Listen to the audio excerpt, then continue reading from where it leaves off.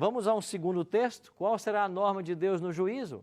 Tiago 1,25 diz assim: mas aquele que considera atentamente na lei perfeita, lei da liberdade, e nela persevera, não sendo ouvinte negligente, mas operoso praticante, esse será feliz, bem-aventurado no que realizar.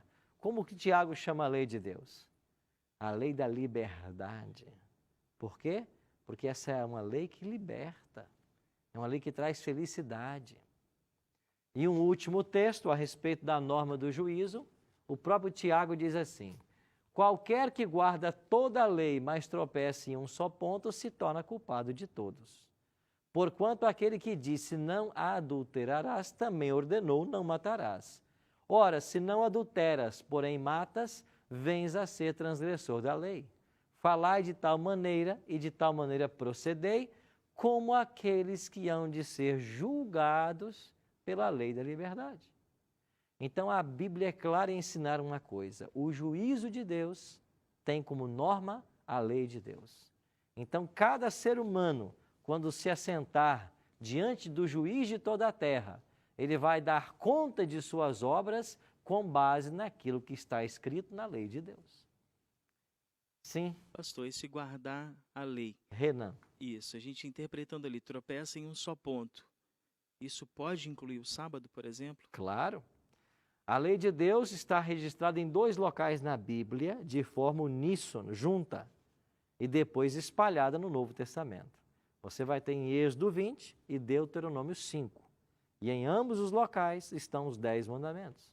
Então, se eu guardo 9 mandamentos, se não guardo um, e não importa qual seja, Tiago está dizendo que eu quebrei toda a lei. E como que fica, então, as igrejas que não ensinam a guardar o sábado, as pessoas que estão dentro de uma igreja, que já ouviram falar sobre o sábado, mas não obedecem, não guardam o sábado?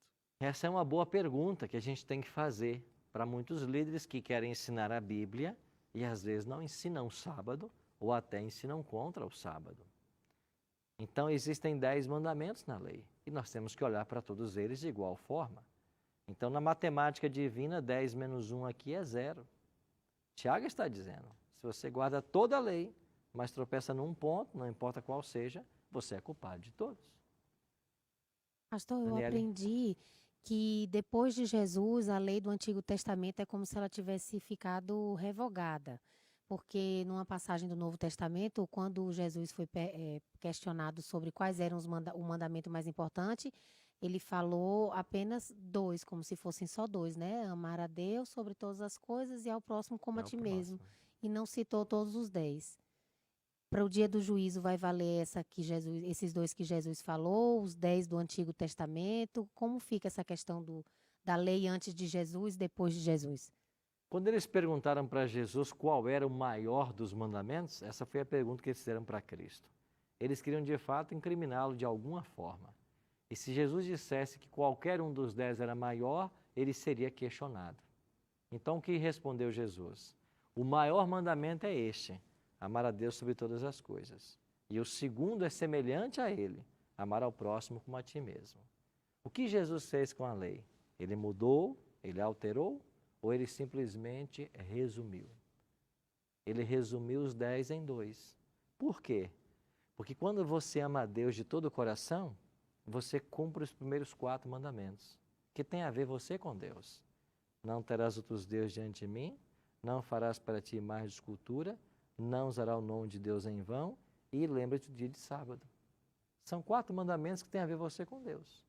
Agora, quando você ama o próximo, você guarda os outros 6. Você honra pai e mãe, você não mata, não adultera, não rouba, não diz falso testemunho, não cobiça. O que fez Jesus? Resumiu os 10 em 2, sem aniquilar nenhum deles.